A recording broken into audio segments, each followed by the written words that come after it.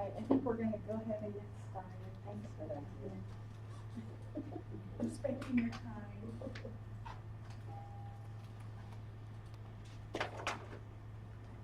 So thanks for coming in for How to Be a Mentor. We are taping it. We had some technical difficulties and weren't able to do a webinar with the other people who signed up. So instead, we're just videotaping it. So if it sounds like I'm shouting, I am, because they're trying to pick it up on the microphone. So I apologize if it sounds like I'm just being loud, but just trying to pick it up for the recording. So thanks for coming in for How to Be a Mentor. I'm glad you guys are all here. I'll be handing out some handouts in a second. Oh, sorry. Oh, yeah, like a cookie. Didn't mean to lock it in.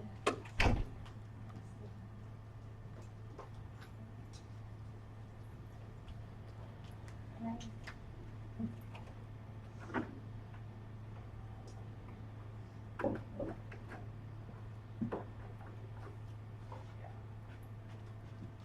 Karen, I don't know if you want to join. There's some activities together.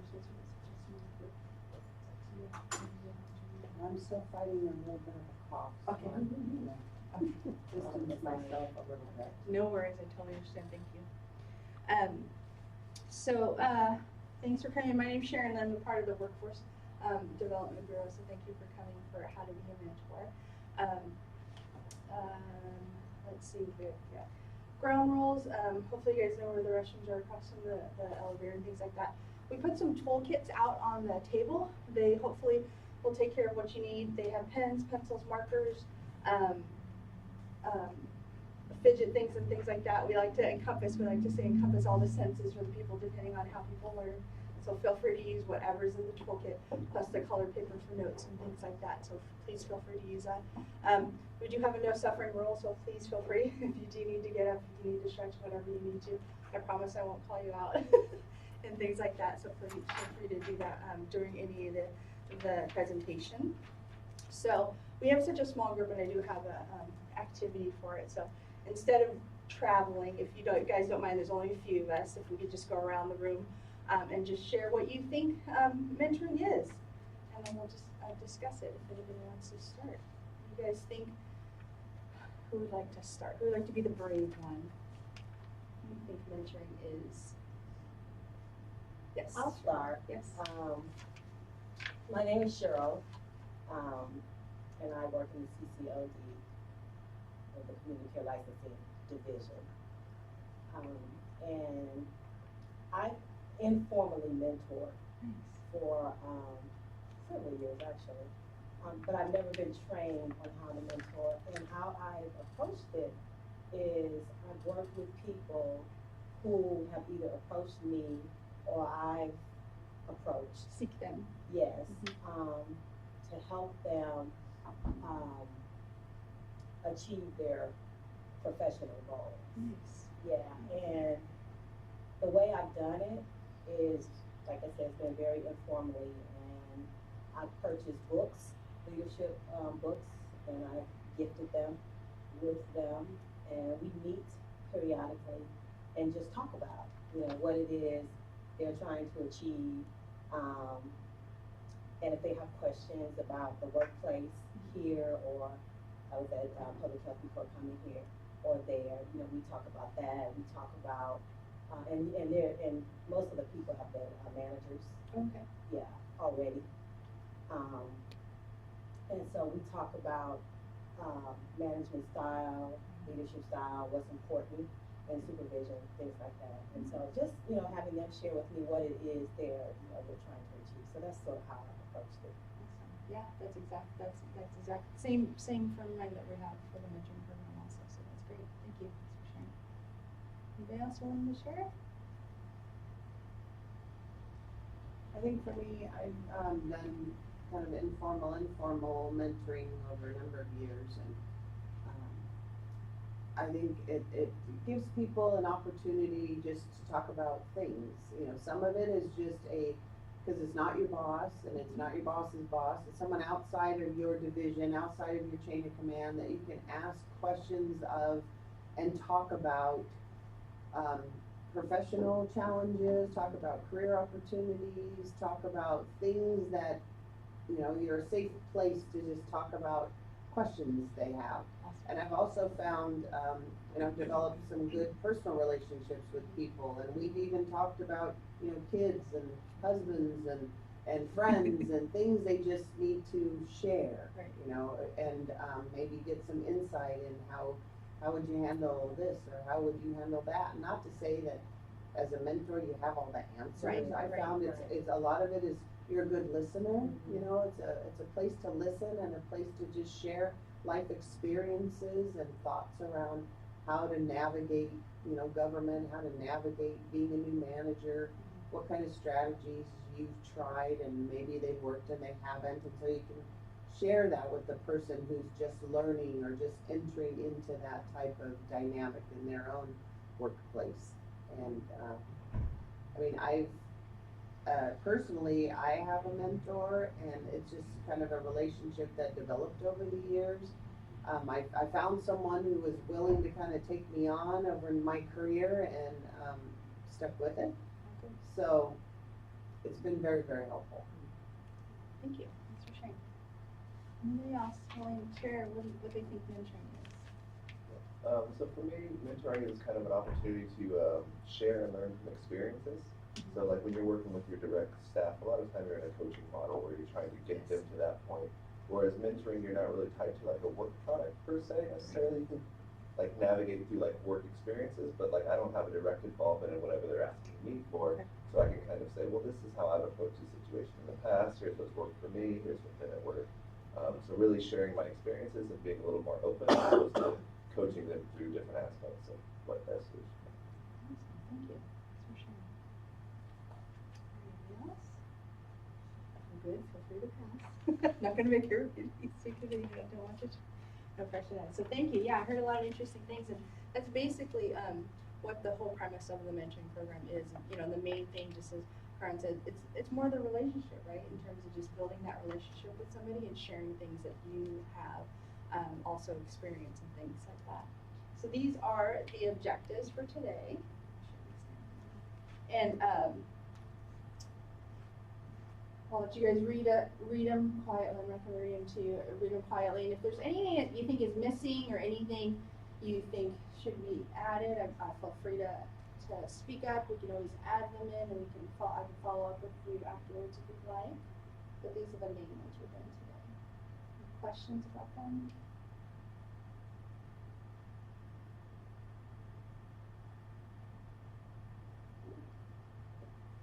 I think it covers it, but I know the very first time I did a formal mentor-mentee relationship, not knowing what was expected, then a little bit of help with the action plan, you know, kind of part of it, of what do you do when you are a mentor for the very first time? What is expected? Okay. Especially if the mentee may not come with, they don't really know what either, you know, you gotta start somewhere, and I think the idea of a leadership book and talking through things to just create a relationship so they can start thinking about things. Okay.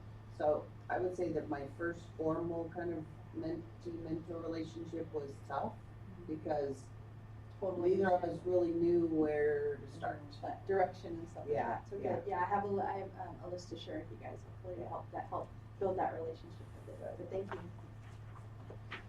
All right, so this is how we kind of broke it down to the course. So first is it the same as coaching, training, counseling? I heard a little bit of the coaching part from you, Jesse.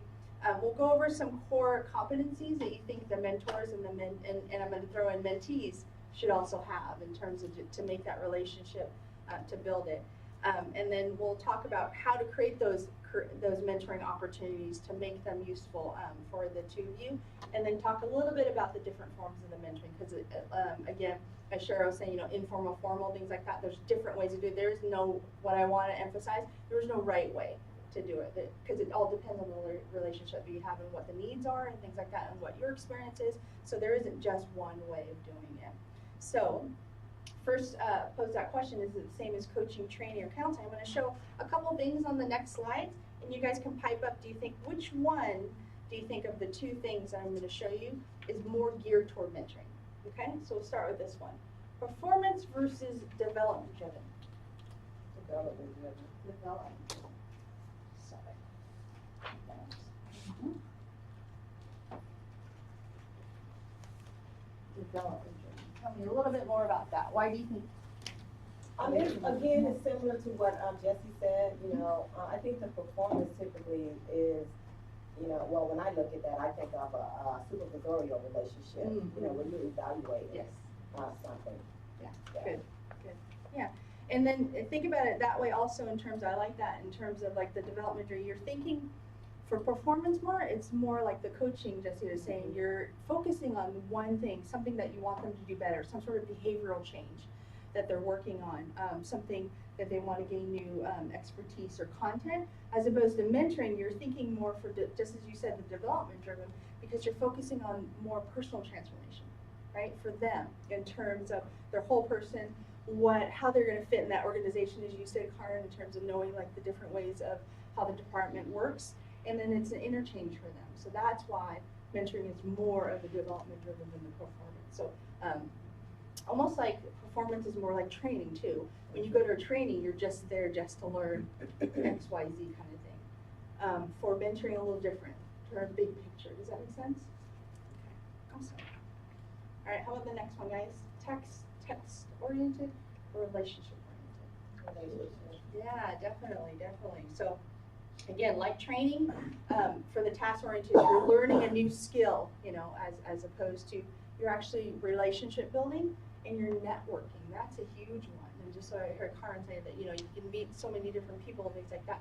Networking is part of it too, in terms of just finding the right people, the right resources, to get the right answers. Because as you said, you're not necessarily the subject matter expert on that thing, but you at least get them the resources or get the right connections for them to be able to do that. And that's a skill to be able to pass on to them too.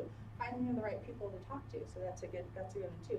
And usually coaches are experts in specific areas, but mentors, I think of them more of a developmental like facilitator. You're really helping them develop. Nice. Thank you. There's a quick one, short and long. It sounds like you guys have built some really great long-term relationship, and that's the core, I think, of being a mentor, is having that relationship. And you've had many years, and that's great to be able to develop that. So I think you can do both though. I think you can have a short term, because like our formal is gonna be 6 months, and so that to me is short term. But it may then turn into something longer, it may not. Yes. And so hopefully even just the few times over that 6 months that you meet with your mentee, Yes. you can still be value add and communicating and sharing. Right. I love it. Yeah, it's not just just a stop all in terms of just that. It can be, but it can be extended depending on how it is. Thank you for sharing that. Yes. And short term, I was thinking short term more so like the counseling kind of thing, more remedial thing like that type of thing. Once you're done fixing it, then you're done, the relationship's done, that type of thing. But that totally makes sense also. So, couple more. Direct manager versus indirect manager involvement. Yeah. It just says, because usually when we match up the mentors, we try not to obviously put them in the same division, things like that. We want them to spread out to be able to learn from different ones. So that's a key one. Coaches can be, as you said, you can be coaching somebody directly underneath you, but mentoring definitely has to reach out to from a different perspective and different division and things like that. Last one, unidirectional, bidirectional. Yeah, also, yeah. Can a mentor learn from a mentee? Certainly. Yes. It is totally a two-way thing.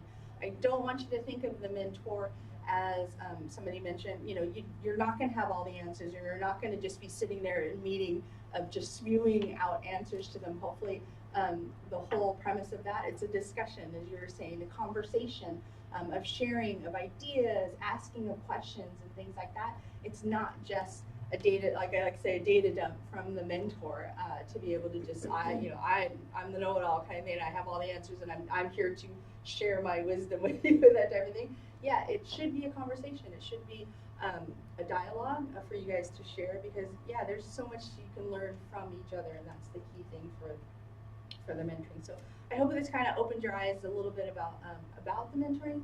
I'm sure a lot of you guys are already involved in it. You can keep it in mind. So next, we have an activity. So you guys can just kind of think a little bit about someone who is a great mentor to you, okay? And keep in mind kind of what kind of person that person was as a great mentor to you. And think of some adjectives, some qualities that you can think of. I did have flip charts behind you if you guys want to do your table, at your table. And I just suggest maybe the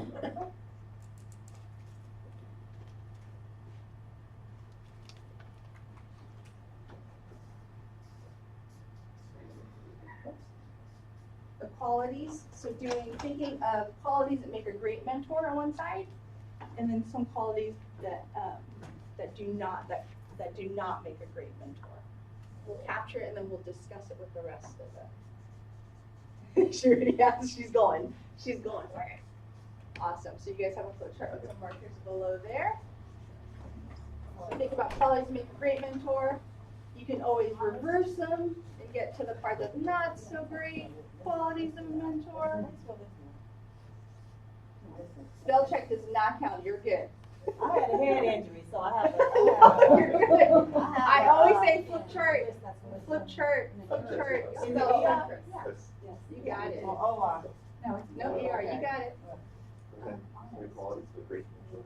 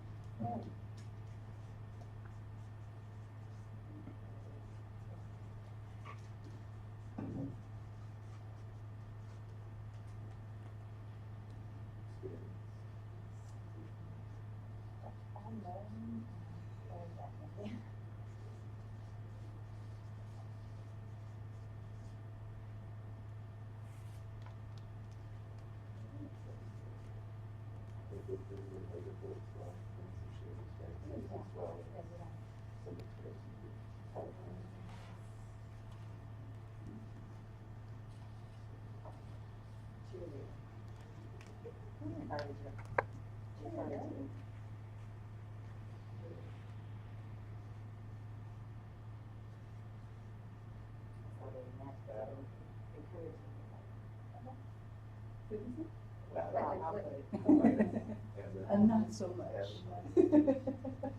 I'm sorry, not so much.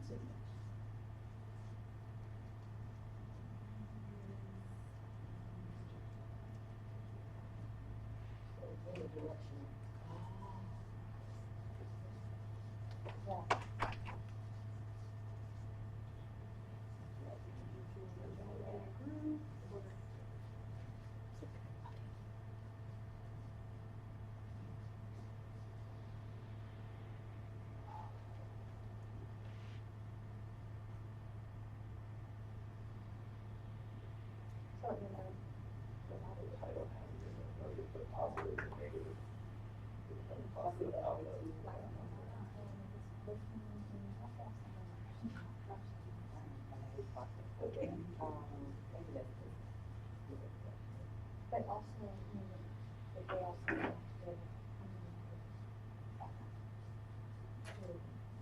someone that lacks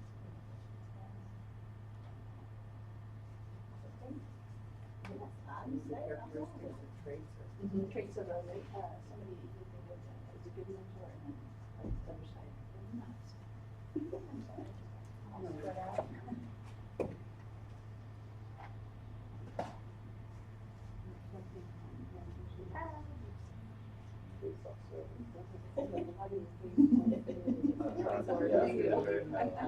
Yeah, sometimes you agree to do it, you agree to be available to a person, and then you're just never available.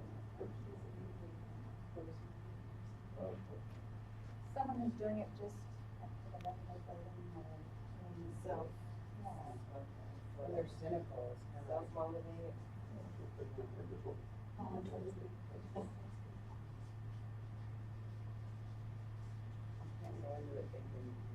But am I gonna get Work with that space.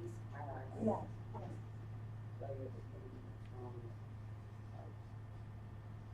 That's negative.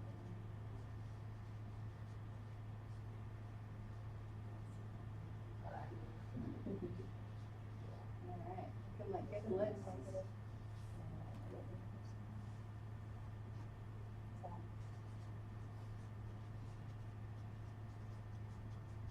Alright, see if you can squeeze one more, if not, it's okay. Guys, let's see, it's a good list.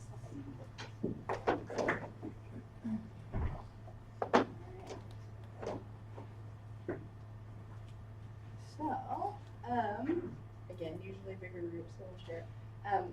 Let's see, why don't we go ahead and share, the qualities that you did, and we'll talk a little bit about what you think the qualities, mean.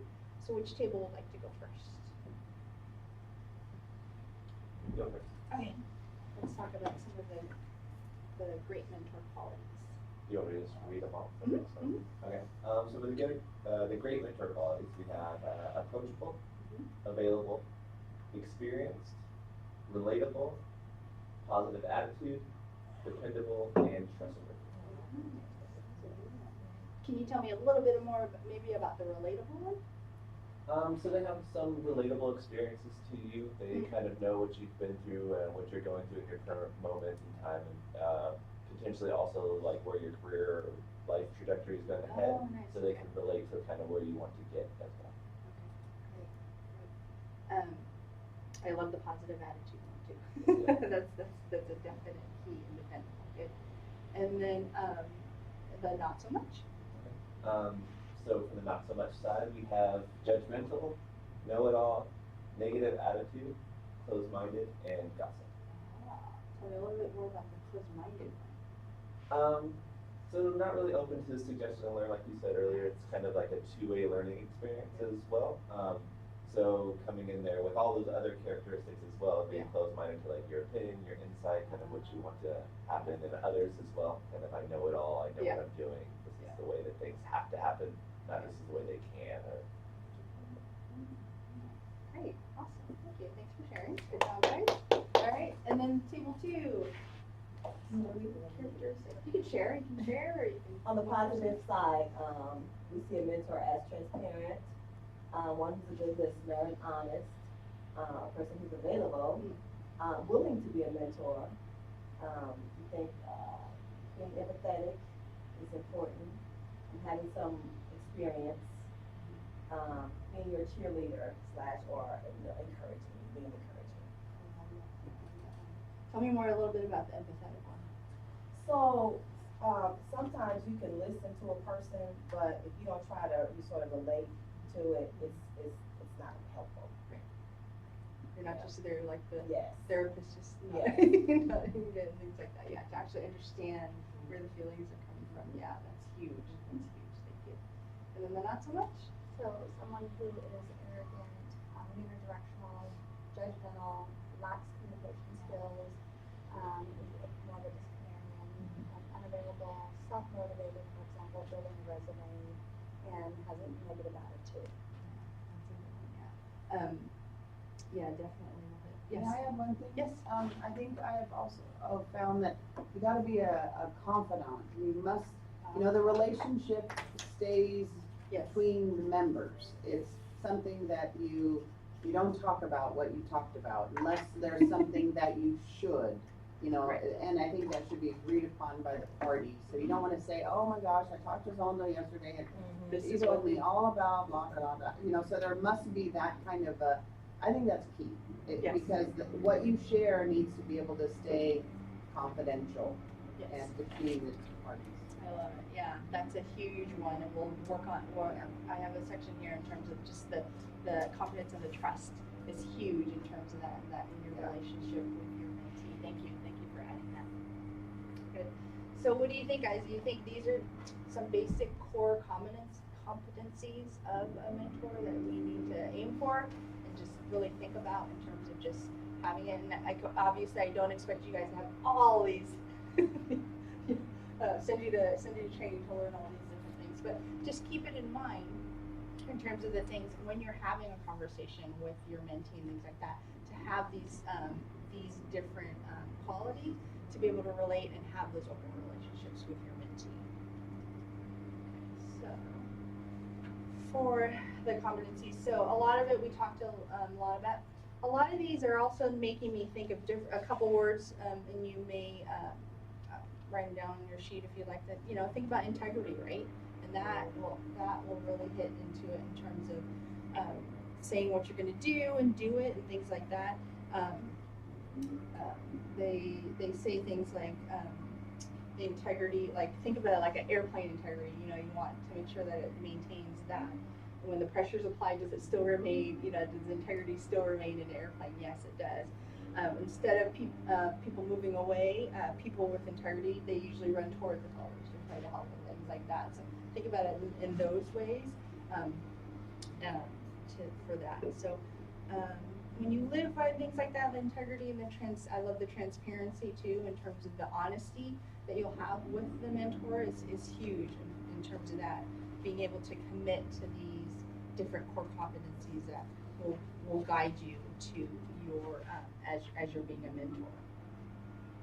Okay. So, any other comments or concerns about the core competencies? Think they're doable? Absolutely. Yeah, I think so too. Again, keeping in mind the ones to stay away from also. All right, so we're going to move toward the creating mentor opportunities and things like that. And I broke it down to creating the opportunities to these three things, starting with the roles and responsibilities of the mentors and the mentees. So think about it that way. You know, is all the responsibility and things like that just on the mentor in terms of just driving whatever is going to happen with the relationship and things like that? No. It should also come from the mentee, right? Because then they would know, at least they would have an idea of what they want, right? So hopefully they're proactive enough, and we'll have that agreement once we have with the program and things like that, so they can be proactive and drive the agenda and actually seek out the development opportunities that they want. So they may not know what's in store for them in terms of the levels and things like that, but at least if they have a vision of what they want, they can actually express that to you as a mentor, and then you can help them, as you're saying, guide them to whatever they need. And they need us also to be open to feedback and things like that, right? And the thinking, just like you were saying, for the mentor being that, and new thinking, right? So they can't just shut you down every time you come have ideas for them and things like that. For you guys as mentors, you know, you want to provide guidance. You want, here's the key one, that my favorite one is acting as role models, right? Because people like to see things being projected and being acted upon. It's a lot, what's the word? Actions speak louder than words, right? So that's a huge one as a mentor, to be able to act as a role model.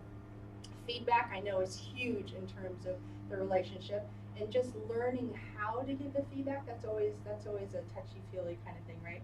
I always joke around to say, you know, the worst sentence people usually come up to you is, can I give you some feedback? I mean, that's like, that's usually the, I don't know, do I want it or not?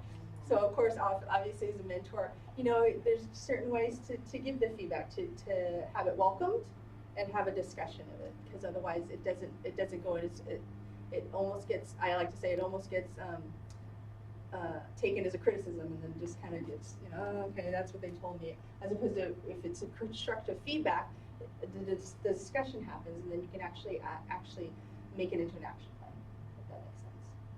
Okay. Let me see what else.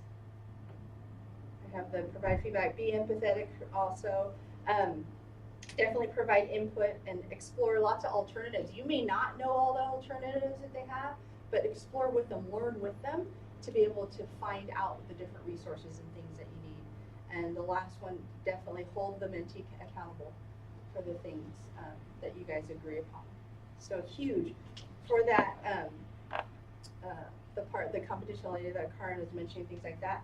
Definitely, the communication is your core foundation to create that trust and respect, to get that confidentiality, to get that relationship. So that's a huge one, the communication is.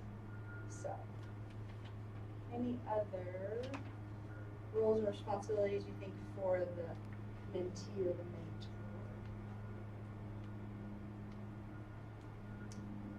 I think a big one is when you make an appointment or you set a plan to Yep. meet, honor that. Yep. Don't, you I know, love it. don't keep rescheduling or canceling. You've gotta make it a priority. It's not a lot of hours that you're expected to participate, but when you agree to something, you know, some of it you may have to change. You get sick, something that life happens. But try the best you can to honor the appointments you set to meet. Thank you. Yeah. And hopefully it goes two ways, right? Keep each other accountable in terms of if this is what you agreed upon. Yeah, both of you guys, thank you. Awesome. And what do you think, guys, in terms of the, what makes a good environment and culture? So we started talking a little bit about that, right? The trust and respect, that's a huge one, right? What do you think environment-wise, where do you think you guys should be meeting and things like that to make it feel more trusting? Well, when I meet with my mentees, it's usually over lunch, maybe in a restaurant. Okay. Sometimes it might be in a small conference room. I like that. It's like, almost like neutral territory, right? It's not your office, it's not their cubicle, it's not like in the middle of everything. Neutral territory. Find a good one. So yeah, that's a good spot to do that. And a place where you can speak and not worry that someone's, you know, gonna. Yes. So if you're in a cubicle, you can't really talk Nope. openly about things. You need to be away or in a space where you can talk Yeah. comfortably. Yeah, the trust and respect have to be there. In a previous, my practice, we also had always try to find a space where you both feel honored and valued too. You know, and that's a huge one in terms of that because you want it to be comfortable enough for both of you guys to be open and honest and share what you need to do. So yeah, That's yes. one of the other things I was gonna add on the prior Yeah. bullet. I think it's really important to show interest, you know, Yeah. and especially if you're doing it as an assignment, you know, like I know the leadership, you know, it's sort of as an assignment, whereas as I've indicated, I've done informal mentoring where, you know, they've sought me or I've selected them, and if that's the case, there is the interest. Yeah, Already. already. Mm-hmm. But I think it's important for you to show that, not just kind of be there, because people feel that. Yes.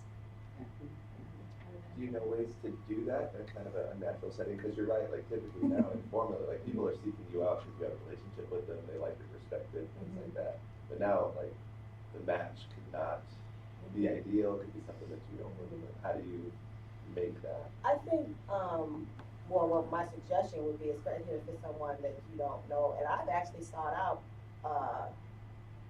2 women that I didn't know. Oh, yeah. Yeah, they were managers, but I had a conversation with them, but I didn't know them. Yeah. Anyway, so. But I think your initial meeting or conversation, whatever it is, you smile.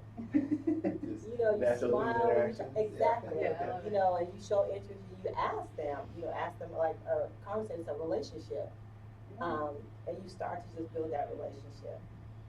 So, and hopefully, I mean, I think if people want to do it, in the case of the leadership group where they're assigned to be mentors, these people are signing up as a mentee.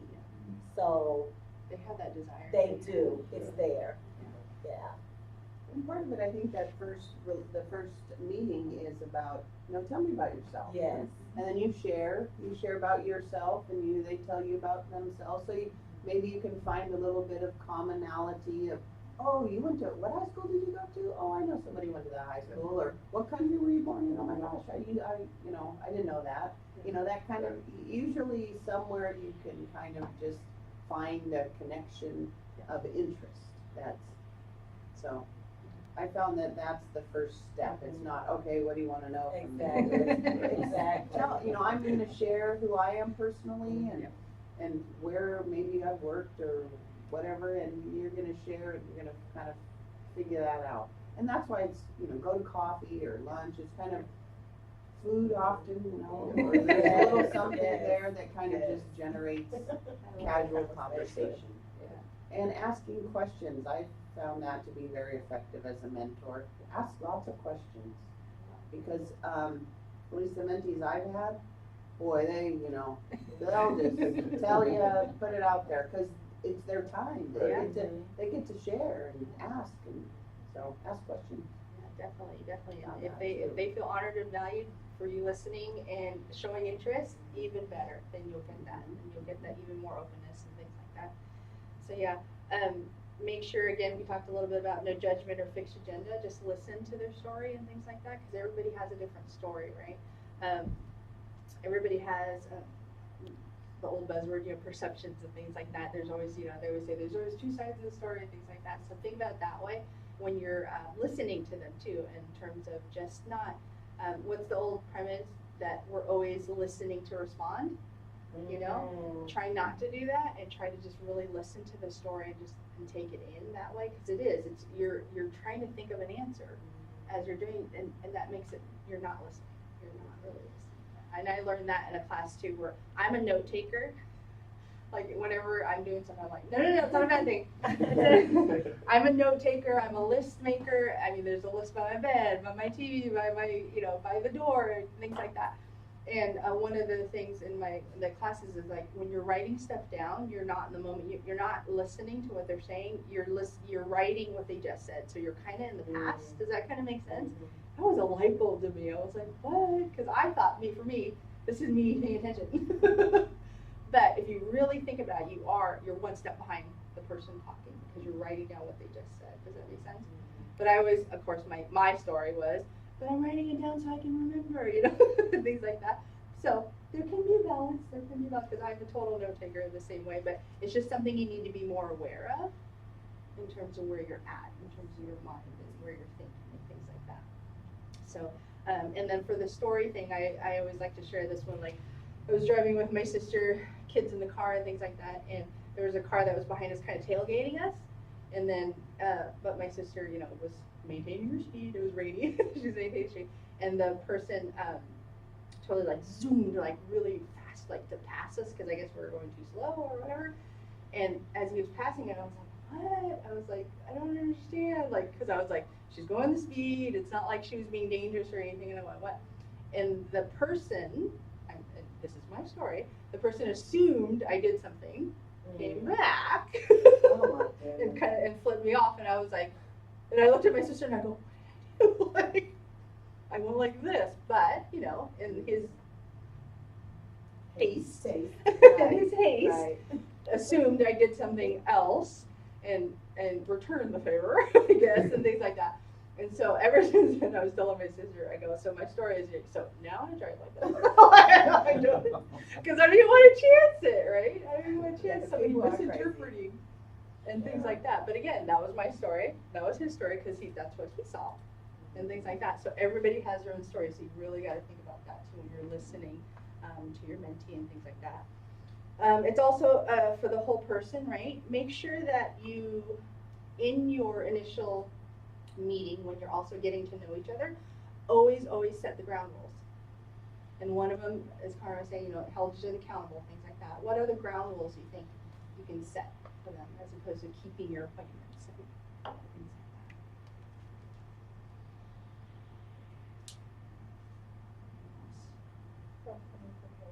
Coming prepared, good. Any other ground rules? Well, some of it might be, maybe it's not initial ground rules, but some of the expectations. Yes. Because you're my mentor, I expect you will get me promoted by the time I'm done with this relationship, or you will do for me. So maybe there's some understanding of this is not I'm assigned to help you do X. I'm assigned, this to have a relationship and to help you do some personal growth. Yes. But there may not be a concrete, you get promoted at the end of the day. Because some mentees I've had, want to get promoted. And so they're talking about how and what. And so we talk about jobs and where, and maybe look at applications and how they write up their SOQ or whatever. Mm-hmm. But I'm not responsible or No guarantee. capable Yes. of giving you that. You gotta do it on your own, but I can help, you know. I love it. Yeah, Yeah. so, I'm not sure how you articulate that, but That's that might be a conversation of just what do you expect? Yeah, what do you expect, and what do you gonna get out of it, and what I'm gonna get out of it, and then have that agreement. That might be helpful. But thank you. Yeah, that needs to, because I think, and that's initially why I started with the first activity. What do you think mentoring is? Because if we had probably a mixed group, you might get different answers for that one in terms of, that might have been an answer to that somebody might have said that, yeah, I'm expecting a promotion, or I'm expecting things like that. So have that conversation initially is a really good one. Make sure that the mentor and mentees are equal partners. That's a key one in terms of that, emphasizing that, and always looking to the future and the next action. So is communication important, you think, definitely in this? Oh, absolutely. All right, so we're going to do a real quick, let me turn this off real quick. You guys grab a piece of colored paper in front of you. Should be a sheet in front of you right there. Any color you like, your choice. So this is just an activity to show the importance about communication. So we're about to start the activity. If you can hold up your colored paper in front of you. Okay, and you're going to close your eyes and listen to the directions, and there's no questions. Okay, so here we go. First thing I want you to do is fold your paper in half. Keep your eyes closed. Fold your paper in half. When you are done, hold it up so I know, so I can give you the second step. Hold it up when you're ready. All right. Now tear off the upper right-hand corner. Hold it up when you're ready.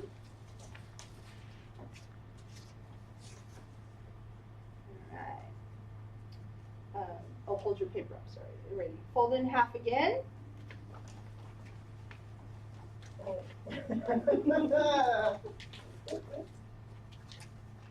so good to desk. Hold it up when you're ready, and you're going to tear off the upper left-hand corner.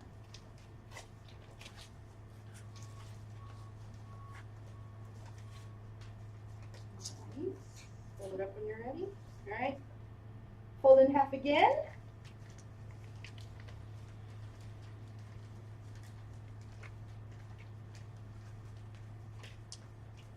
All right. And tear off the lower right-hand corner. All right. You can open up your eyes, open up your paper. If I did a great job communicating and you did a great job listening, all our papers should look exactly the same.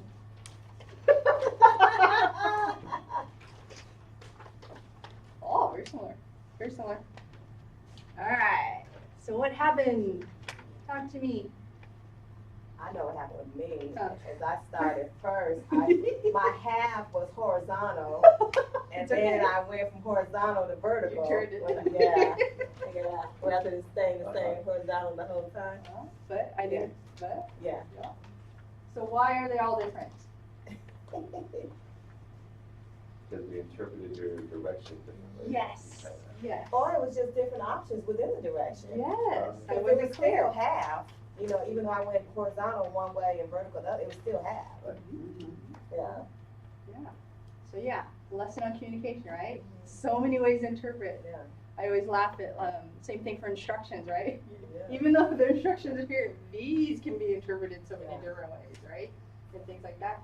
Same with communication. And what didn't I let you do? Ask questions. Yeah. That's look. I love it. Yeah. Don't teach anybody with your eyes closed like that. No. Yeah. Yeah. I didn't let you look.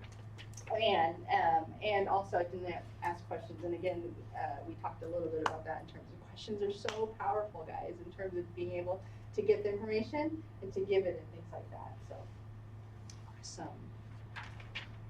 All right. Last bit. So partnership agreement. So this is the part that that we kind of started talking about in terms of like the ground rules and things like that. But this is definitely something you really want to work on with your conversation with your mentees. And I broke it down to these 3 things. It's on your sheet for the partnership agreement. So we'll start with agreed upon accountability. I don't know if you guys ever heard that before. Agreed upon accountability, I'm gonna say versus imposed upon accountability. What do you think? What do you think that means, agreed upon accountability? Yeah. They make an agreement to, like, we're gonna meet 1 hour a month Yeah, and keep each other accountable. that's the key thing, yeah. You're gonna keep each other accountable, things like that, as opposed to imposed on, we're gonna meet and this is what it is. It's mutual, things like that. And I broke it down, the agreed upon ability, to different things. So it always begins with a request. It's not just we're gonna do this. It's a request. Hey, how does this sound if we meet this day or this day, that type of thing. So that's a huge one. So the key to everything beginning with request is maintaining what I like to say is that adult relationship. Because the minute you start, the minute you start a parent relationship, what does the other person immediately turn into? The kid, the child, right? Rebelling, no, I'm not gonna do it because you told me to. It's instinct to do that. If somebody were to be that, like, you need to do something, they immediately go there. But if you maintain it as an adult relationship with a request and things like that, then you'll maintain that relationship. Does that make sense? So that's the key thing in terms of that. All right, and then the second one is host an open conversation to reach the agreement. That's the key. Host an open conversation for that. In order to do that conversation, you want to talk about the focused listening. Okay, and we talked a little bit about that in terms of trying to be in the present when they're doing, not trying to listen to answer, to respond, I said before. Do you remember that? So think about it that way. And it's hard. I can readily admit I'm a fixer, so when people come to me, I'm always like, well, let's go do that. I immediately, let's go fix that, let's go do that type of thing. But in this, you have to really just listen and just really take into what they're saying, as opposed to just going straight to solution. I'm really good about that. Yeah, give me a closet or a pantry or something to do, I can do it for you really quick. But that's not what you want to do. You want to do that. And I don't know if you guys are the type of person who thinks a lot, overthinks, your brain feels full some days. Have you ever felt that, right? One little technique that I like is doing what's called a mental parking lot. I don't know if you've ever heard about it, but like right maybe a few minutes before a meeting or a few minutes before something you're about to do, grab a piece of paper and just write everything you can think of that's on your mind. And you're just spilling it out there, and again, list maker, spilling it out there, you remove it from your mind, and that mentally can get you ready for that meeting. So you're not thinking about the errands you have to run, the laundry you have to do, whatever you have to do. Do that mental parking lot, quick 5 minutes right before an important meeting, something, it just clears your mind. I find it to be very, very effective. And that way, when you're speaking and you're having that conversation, you can be that focused listener and you can listen to them there. And then here's another key thing for listening. Try to focus on the facts, not the feelings. What do you think about that statement? Why is that important? I think they're both important depending on what you're talking about. Mm-hmm. And what the conversation is about. And, that thing with empathy, you almost have to insert some A little bit. feelings Mhm. there. So it just depends. I hear you. Balance, but balance. Yes, Next to the balance. Exactly. Okay, yeah. That's Yeah. Yeah. I think it probably depends on the person too, Yes. because some people are just more feelings oriented, and that's kind of the way you would have to reach them, is through that feeling before you can get to the facts. Crew. And then some Yeah. people are way more facts and don't care at all about feelings. Give me a list. Yeah. So if you start to talk about it, I'll kind of shut off the conversation. Yeah. So let's talk about So let's balance that out. That way. I'll switch that. Balance the facts. The other one I have is on your list is guided questions. We talked a little bit about that. As Karen said, questions are important. How about guys think about open-ended and closed-ended questions? Difference between that? Yeah. Closed-ended or one answer, yes or no, or one answer, like what's the normal body temperature, 98.6. That's a closed-ended question, that, or do you, open-ended questions usually start with what kind of words? What do you think? do you feel? Yeah. That was- Yeah. What do you think? Yeah. What do you think about this? My favorite, it's not really a question, but I do it a lot in training when I want to get the answers from you guys, as opposed to, because I could spew out, I could just sit here and just read all these slides, but I enjoy having the conversation with you guys too also, and getting the answer, I like to say the knowledge from the crowd. My favorite thing is tell me more. I don't know if you ever experienced somebody who is not comfortable, who is comfortable with silence. So if you're sitting across from them, they're just like, they're good, and you're just like, yeah, that type of thing. And then you get the opposite, right? The person who can't stop, who doesn't like silence, so they just fill it with stuff and things like that. So you, again, balance that out in terms of that, because you don't want to be staring at them. Complete silence while you're reading. Have those questions ready and things like that. Telling me more about it, and that way you can get it out of them. I used it a technique, I think, in my other classes and things like that, where somebody posed a question and I was ready to answer it, but as a trainer, they teach you, like, okay, don't immediately answer. And so I threw it back and I go, well, I have an answer, but I'd like to hear what the audience thinks too. And so people were coming up with answers. They had better answers than what I would have had, that type of thing. Because again, the knowledge is in the room. And so think of it that way when you're with your mentee too. They got it too. They have the knowledge too. It's drawing it out from them too. It's not you just telling them things like that. Let's see. Targeted questions instead of going straight to solution. You know, what do you think about that? Have you how have you handled this before? Here's another favorite of mine. How did that work for you? That's a good one to ask in terms of when they're telling stories of things that they've done that they haven't done, or what can you do differently? What could you have done differently? It's a good one. It's a guiding one for them to draw from there.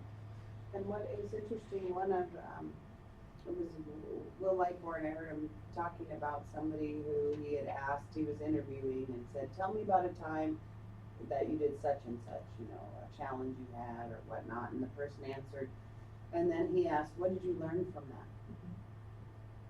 Oh, that's a good question, because it's not how did it come out or what happened, it's what did you learn from that? So it's more of that reflection of, oh, I learned. So I thought that's always a good follow-up question too. What did you learn from that?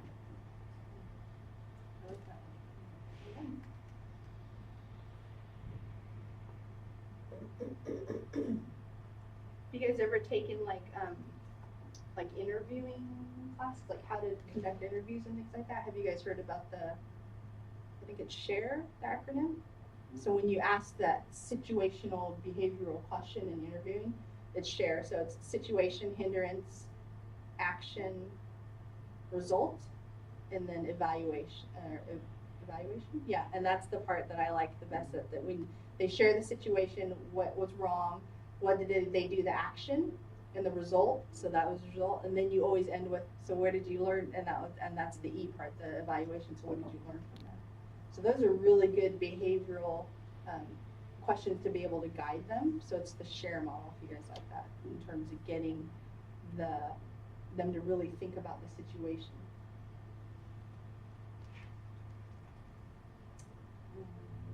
After guided question, we got the constructive feedback.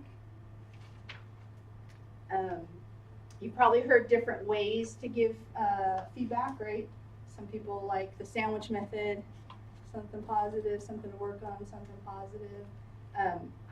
I prefer more constructive feedback in terms of really giving them something to work on. Things like that. Anybody have a story to share about feedback? Or some that they received, that they, this is hard to say, feedback they've actually enjoyed? That's always hard. I would say that dreaded, like, can I give you some feedback, just doesn't really start a good conversation. It's almost like we need to talk. It's almost like that. Well, again, that can be one of the rules we come up with when we have that initial conversation. That feedback is data, and it's not a weapon against you, it's constructive, and that you should take that and use that to Very tough. Yeah. Well, mentor. I like it. So I had a feedback situation I dealt with. It was with one of my staff, not a mentor. But, Mhm. I'd worked with the staff for about a year, one of my managers, and trying to get them to change a particular habit of the way they treated employees.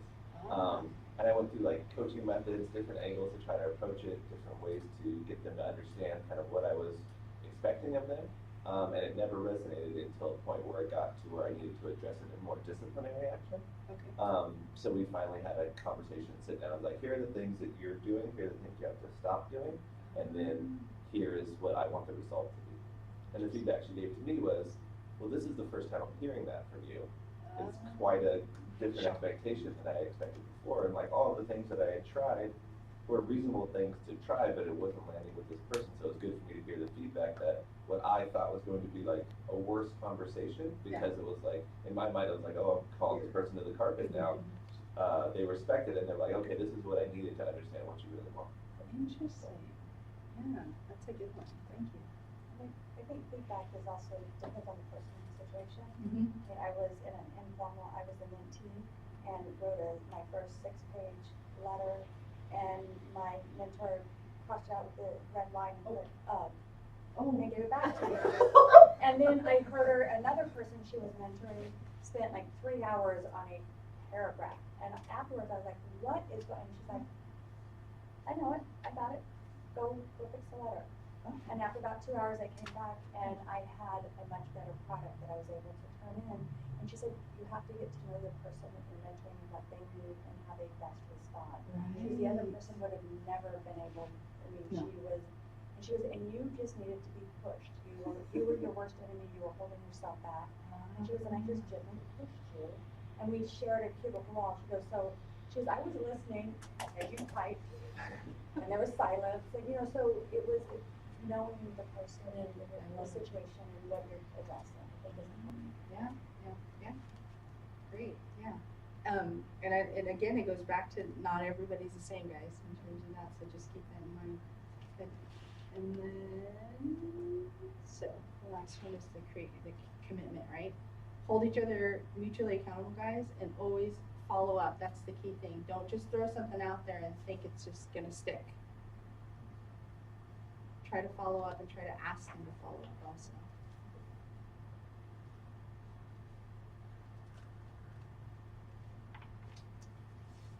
Alright. How you guys feeling? Good? Okay. So, for this agreement, so now for this partnership agreement, I kind of just threw it all together in terms of just the different ones, because some people think of it differently. So we talked about being prepared, right? So make sure the preparation and the intention and the goals are the first step that you do in terms of your partnership agreement. Have that conversation. You be prepared to do what you need to do to make this a successful relationship and things like that. And that way you can get to the second one of declaring your commitment. This is what's going to happen. So be very clear on that.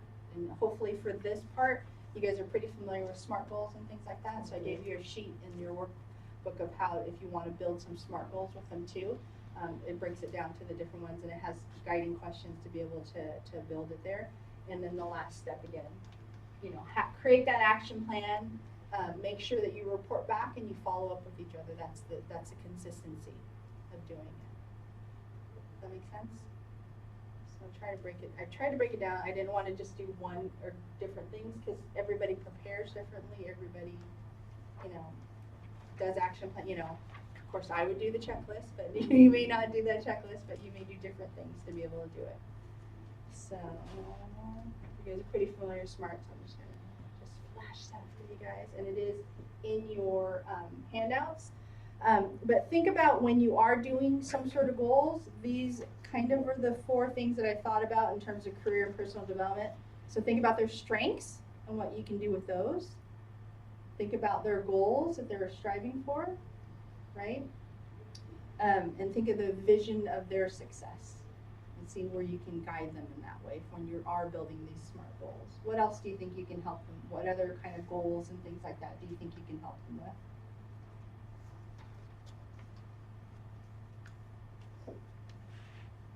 Besides the promotion. some things might just be small. It's like, okay, if you have a challenge with your supervisor and they wanna talk about it, then just to get them to act, okay? Maybe set up a meeting and talk about this with them, and then if you get them to do, it's always that first step. Or dress for success, what does that look like, what does it mean, what environment do you work in, what would you like to do? So it seems that some of the mentees I've had is just getting them to take that first step, kind of gets them excited about opening the door to challenging themselves a little bit more. And just being a sounding board, part of my relationships has really been that. So they'll call me from time to time and share something that they may be struggling with, or they may not be confident that they're handling it appropriately. So I'll listen and comment one way or the other. Say, well, why do you think you didn't handle that correctly? And I love that you answered with a question as opposed to straight to solution. Like, well, when I experienced this, like, you can get to that part, but I like that you started with the question first, because again, drawing that from them is super important. Thank you. All right, almost there, guys. And then the last part, different forms of mentoring. So I've heard a little bit of informal from Cheryl in terms of that, and think you can have a formal one. Can it be just a regular meeting somewhere once a week kind of thing, as opposed to just, it could be, as Karen said, it could be short-term and goal-oriented if that's what they want, a certain thing that they want to achieve. But just think about what the main thing is, to think about how you want to structure that. So,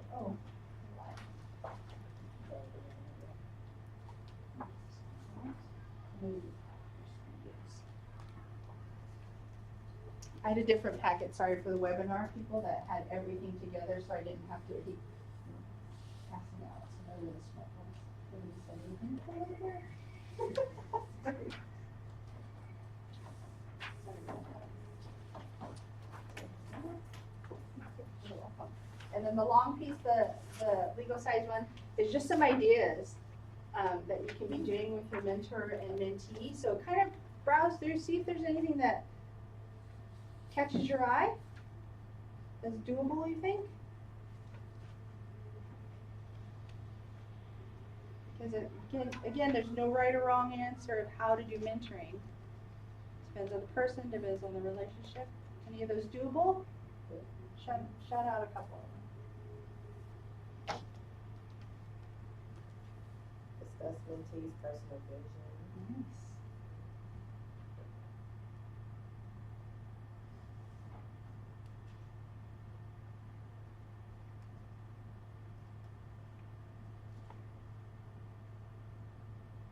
A couple more. Write down the mentee, write down a picture of it perfectly. What are they doing? How are you living? How do you talk? How do people talk about you? I mean, That's a total vision one. I love it.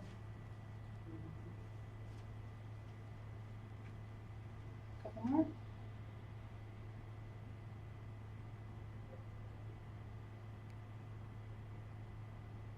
Invite mentees to one of the mentors to perspective. That's a good one. Just to get them experience and see. Yeah. It's just different than I vision mentorship. It could. Again, different format. Yeah. just the review and discuss the mentee's resume. If their goal is to get a promotion, not review, but to prepare them for that next promotion. Talk about that. Yeah, that's a good one. Good thoughts. Okay. So hopefully this will help you in terms of just some Yeah, this ideas. is a I thought great it'd be list. good. It's a good list. And it encompasses everything. And I think it's important, I like the one about the generational differences or just individual differences. It's not as if a mentee wants to become the mentor, I think you just wanna get some advice and profession, that relationship is important, but also for the mentor not to say, you have to look like this or fit in this box or do this in order to do that. It just is more of an experience sharing type of relationship, not that you're trying to change people or you're just providing insight. I like it. Yeah, there's a saying of try to be the guide on the side and not the sage on the stage. You're not there to things like that. You're guiding and then them they to can take what they can from the relationship and then do with it as they determine appropriate. Alright. So, what do you think, guys? How can we be successful in mentoring? What are some key things you guys heard today?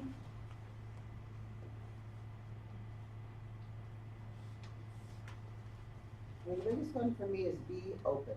You have to just be open. There's no real preconceived notions. You have to be open to the relationship with someone new. You have to be open to perhaps what they want to talk about and how they want to build that relationship. And Thank you. Yeah. So I just hit a few of the ones that we talked about already. So listen actively, right? Building that trust, super important in terms of that. Always determining the goals and the building capacity, being encouraging and inspiring. Oops. All right. So, that's give you one more sheet. It's called the 1 minute thinking right, and I just want you to take a minute.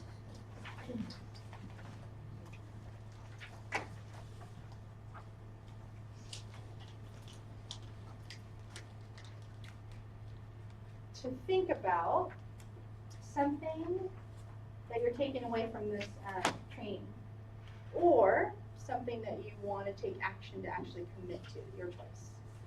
So take a minute to write down something you've taken away from the training, or something you want to take as an action item and commit to. You go and write it on your 1 minute thinking right.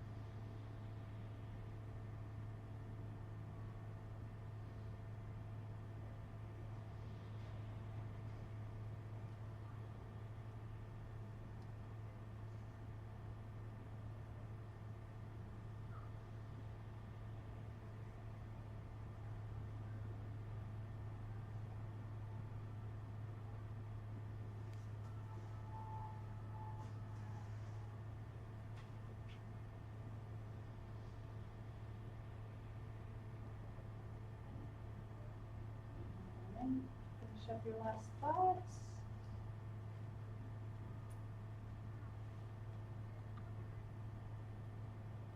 Is anybody willing to read what they wrote and share?